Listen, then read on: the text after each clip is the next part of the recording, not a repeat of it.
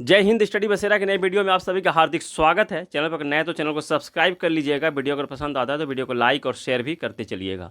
चलिए स्टार्ट करते हैं आज का सेशन। आज के सेशन में कल के जो वीडियो में आया था रो चीफ बताने, जो एडिट करने के समय हो सकता है वहाँ से कट गया था। तो रो चीफ जो है, तो रो का फुल फॉर्म होता है रिसर्च एंड एनालाइजिंग विंग। इसके चीफ है रवि सिन्हा। रवि सिन्हा इसका चीफ है। तो कल के वीडियो में कट गया था, ये बता देना जरूरी था। तो और भी कुछ जो इंपॉर्टेंट पोस्ट हैं उनके बारे में थोड़ा समझ लेते हैं। जब स्टार्ट किया मैंने तो वो भी बता देता हूँ, उसके बाद फिर हम लोग वीडियो को स्टार्ट करेंगे। आज के प्रश्न को स्टार्ट करने से पहले कुछ इंपॉर्टेंट समझ लेते हैं। मुख्य न्यायाधीश कौन है? मुख्य न्यायाधीश हैं DY चंद्रचूड़। राज्यसभा के सभापति उपराष्ट्रपति होते हैं जो कि जगदीप धनखड़ हैं। और राज्यसभा के सभापति है जगदीप धनखड़, परंतु उपसभापति कौन है? तो हरिवंश नारायण सिंह उपसभापति हैं। लोकसभा के अध्यक्ष कौन है? तो ओम बिरला हैं। राज्यसभा के विपक्ष नेता कौन है? राज्यसभा में नेता विपक्ष के कौन है? मल्लिकार्जुन खड़गे। राष्ट्रीय सुरक्षा सलाहकार यानी कि NSA कौन है? तो अजित डोभाल हैं। नीति आयोग के अध्यक्ष कौन होते हैं? तो प्रधानमंत्री होते हैं। और नीति आयोग के उपाध्यक्ष कौन है वर्तमान समय में? तो सुमन बेरी हैं। और मुख्य चुनाव आयुक्त राजीव कुमार हैं। उनके साथ ही जो चुनाव आयुक्त होते हैं ज्ञानेश कुमार और सुखबीर सिंह संधू हैं। ये चुनाव आयुक्त ज्ञानेश कुमार और सुखबीर सिंह संधू। CDS कौन है? वर्तमान CDS कौन है? अनिल चौहान, जो कि हमारे दूसरे CDS। पहले CDS कौन थे? कमेंट सेक्शन में ये बताइएगा। और NSA हमने बता ही दिया, अजित डोभाल है। तो ये कंप्लीट था। जो इम्पोर्टेंट जो पोस्ट है वो मैंने बता दिया है। चलिए अब स्टार्ट करते हैं आज का प्रश्न। आज का जो टॉपिक है, आज के टॉपिक को स्टार्ट करते हैं। वीडियो अगर पसंद आया तो वीडियो को लाइक करते चलिएगा। चैनल को अब तक आपने सब्सक्राइब नहीं किया है तो सब्सक्राइब जरूर कर लीजिएगा। चलिए, बहुत इंपॉर्टेंट प्रश्न है। क्लाउडिया शिएनबाम ये कौन है? तो ये है मैक्सिको यानी कि उत्तरी अमेरिका के जो इस कंट्री है मैक्सिको की पहली महिला राष्ट्रपति चुनी गई हैं। और पहली यहूदी राष्ट्रपति भी है। एक यहूदी संप्रदाय से बिलोंग करती है क्लाउडिया शिएनबाम। तो ये यहूदी हैं। तो ये प्रश्न यहाँ से ये भी बन सकता है कि मैक्सिको की पहली यहूदी राष्ट्रपति कौन है? तो क्लाउडिया शिएनबाम है। और अभी ये चुनी गई, इनका सिलेक्शन हुआ है। ये 1 अक्टूबर 2024 में ये शपथ ग्रहण करेंगे। अक्टूबर 2024 में ही शपथ ग्रहण करेंगी मैक्सिको के राष्ट्रपति के रूप में। तो उस समय भी ये प्रश्न बनेगा, अक्टूबर के महीने में भी। तो अभी से इसको ध्यान रखना है। और वहाँ किसका स्थान लेगी? वर्तमान राष्ट्रपति कौन है मैक्सिको की? मैक्सिको जिसकी राजधानी मैक्सिको सिटी है। तो वर्तमान राष्ट्रपति कौन है? तो आंद्रेस मैनुअल लोपेज ओब्रेडोर वहाँ के वर्तमान राष्ट्रपति हैं। तो पहली राष्ट्रपति क्लाउडिया शिएनबाम बन गई है, पहली यहूदी राष्ट्रपति है मैक्सिको की, ये भी ध्यान रखना है। और मैक्सिको की राजधानी क्या है? तो मैक्सिको सिटी है। और ये जुडिथ सिमोनिया तुलुका कौन है? तो DRC यानी कि democratic Republic of Congo, DRC की पहली महिला प्रधानमंत्री हैं। ये DRC की पहली महिला प्रधानमंत्री हैं जुडिथ सिमोनिया तुलुका। इसे भी ध्यान रखना है। इसका हम लोगों ने प्रश्न पढ़ा था। चलिए नेक्स्ट क्वेश्चन देखते हैं। नेक्स्ट है रियल मैड्रिड क्या है? तो रियल मैड्रिड फुटबॉल क्लब है।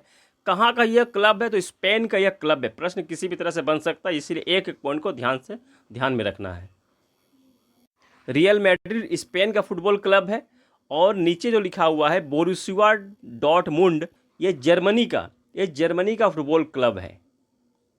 और अभी जो हुआ है UEFA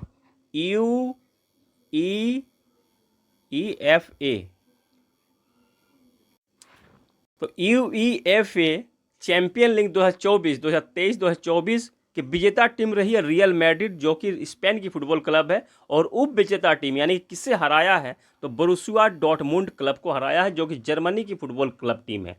तो यहाँ ध्यान रखिएगा, रियल मैड्रिड स्पेन की है और बोरुसिया जर्मनी की फुटबॉल क्लब है। और रियल मैड्रिड क्लब को और किस नाम से जानते हैं? तो लॉस ब्लैंकोस के नाम से भी रियल मैड्रिड को जानते हैं। UEFA का फुल फॉर्म क्या होता है? तो union of European football association, union of European football association. और ये यूनियन ऑफ यूरोप का है, union of Europe.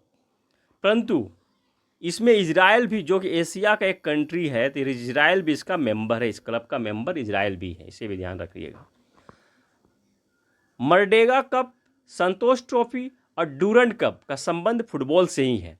मर्डेगा cup, Santosh trophy, Durand cup का संबंध फुटबॉल से है। और डूरंड कप जो है एशिया का सबसे पुराना टूर्नामेंट है, इसे भी ध्यान रखना है। और फीफा वुमेन्स वर्ल्ड कप 2027 का आयोजन ब्राज़ील में पहली बार हो रहा है। महिला वर्ल्ड कप 2027 का, फीफा महिला वर्ल्ड कप 2027 में जो आयोजन होगा ब्राज़ील में हो रहा है। तो ब्राज़ील को आयोजनकर्ता के रूप में पहली बार इसको मिला है वुमेन्स फुटबॉल क्लब का, फुटबॉल वर्ल्ड कप का आयोजन करने के लिए। AFC महिला एशिया कप 2029 का आयोजन उज्बेकिस्तान में हो रहा है। यानी कि मध्य एशिया में, उज्बेकिस्तान कहाँ है? तो मध्य एशिया में है। तो मध्य एशिया मेजबान करने वाला पहला देश बन गया उज्बेकिस्तान।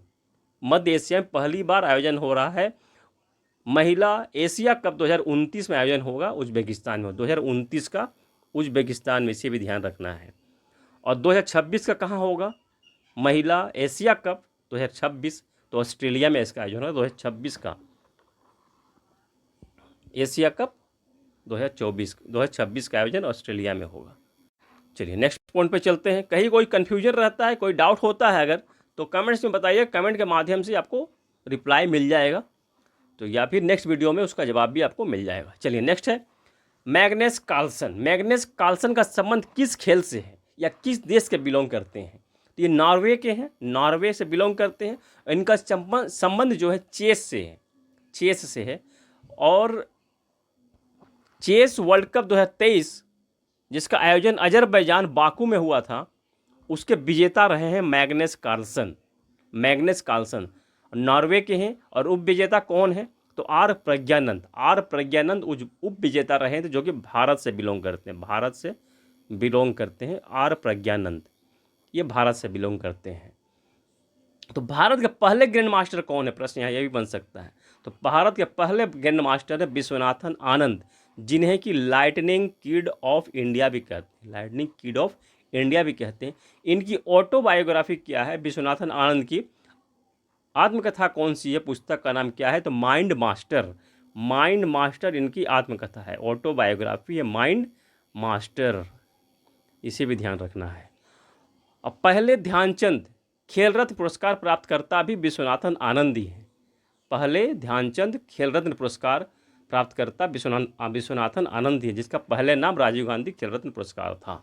इस पुरस्कार का नाम पहले, जो अभी ध्यानचंद खेल रत्न हो गया है, तो उसका पहले राजीव गांधी खेल रत्न पुरस्कार था। पहली महिला ग्रैंड मास्टर कौन है? तो एस विजय लक्ष्मी। पहली ग्रैंड मास्टर, महिला ग्रैंड मास्टर कौन है? तो एस विजय लक्ष्मी है। और चेस ओलंपियाड 2024 का आयोजन कहाँ होगा? हंगरी बुडापेस्ट में होगा। चेस ओलंपियाड 2024 का आयोजन कहाँ होगा? तो हंगरी बुडापेस्ट में होगा। और 2022 का आयोजन कहाँ हुआ? तो भारत के चेन्नई में हुआ था, इसे भी ध्यान रखिएगा। और चैनल को अब तक आपने सब्सक्राइब नहीं किया तो सब्सक्राइब जरूर कर लीजिएगा।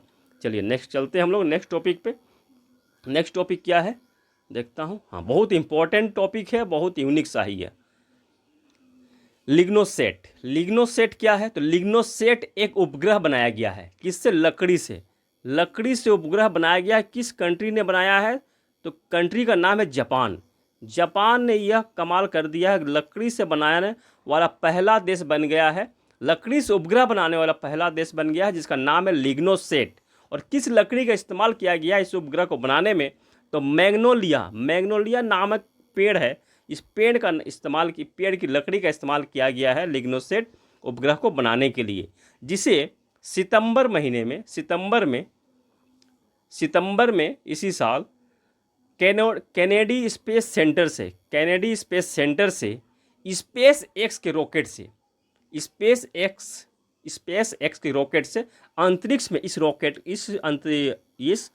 उपग्रह को छोड़ा जाएगा, भेजा जाएगा अंतरिक्ष में। ये कंप्लीट जानकारी थी यहाँ से लिग्नोसेट। तो इसका इमेज भी थोड़ा देख लेते हैं, लिग्नोसेट कैसा है। तो ये लकड़ी का बना हुआ है। क्यों बनाया गया लकड़ी का, ये भी पॉइंट बनता है।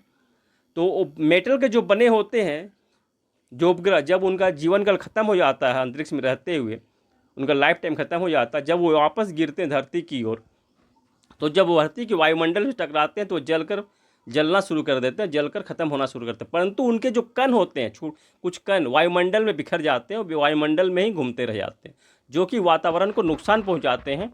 तो नुकसान पहुंचता है, इसी को बचाने के लिए, इसी को ख़त्म करने के लिए लकड़ी का इस्तेमाल किया गया। जब इसकी लाइफ टाइम ख़त्म होगी लकड़ी से बने उपग्रह की, तो लकड़ी के बने उपग्रह जब लाइफ टाइम ख़त्म होगा, जब वापस गिरेंगे तो ये भी जलेंगे, परंतु जल कर ये पूरी तरह से ख़त्म हो जाएंगे।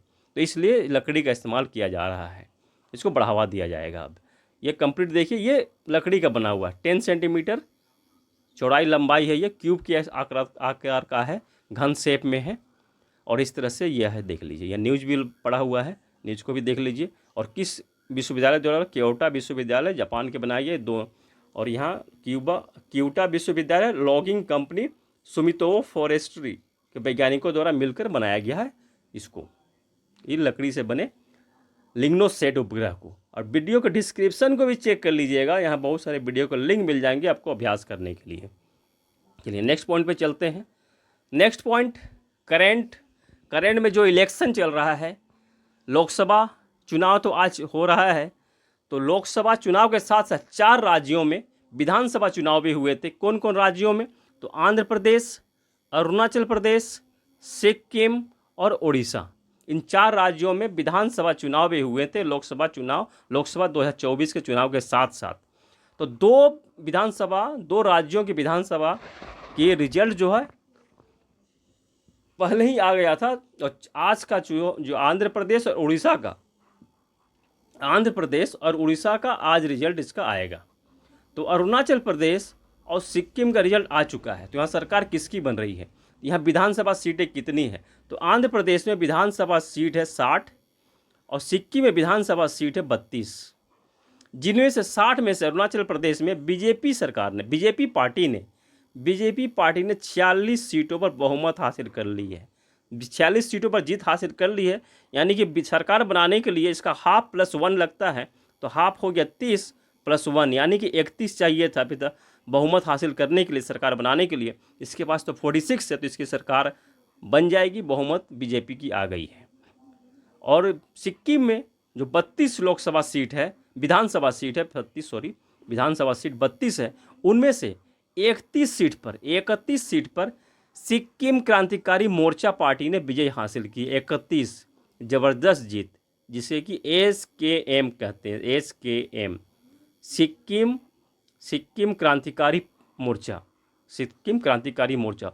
और जो एक सीट बच गई है, एक सीट जो बची है, उस पर सिक्किम डेमोक्रेटिक फ्रंट ने जीत हासिल की है। सिक्किम डेमोक्रेटिक फ्रंट ने जीत हासिल की है एक सीट पर, इसे भी ध्यान रखिएगा। Sikkim democratic front, SDF democratic front. और इस तरह से विधानसभा चुनाव का लिस्ट आ गया, और इसका हम लोग जब लोकसभा चुनाव जो रिजल्ट आएगा तो उसके बारे में हम लोग देखेंगे। तो आज के लिए यही है, आज के लिए इतना ही है। सेक्शन कैसा रहा, आप लोगों को कितना हेल्पफुल है, कमेंट सेक्शन में विचार जरूर रखिएगा। आशा करता हूँ आप लोगों को सेशन पसंद आया है। इसी आशा और उम्मीद के साथ मिलते हैं फिर नए वीडियो में। तब तक के लिए जय हिंद, और आप सबकी सफलता की मंगल कामना के साथ मिलते हैं नए वीडियो में। तब तक जय हिंद, स्वस्थ रहें, मस्त रहें, धन्यवाद।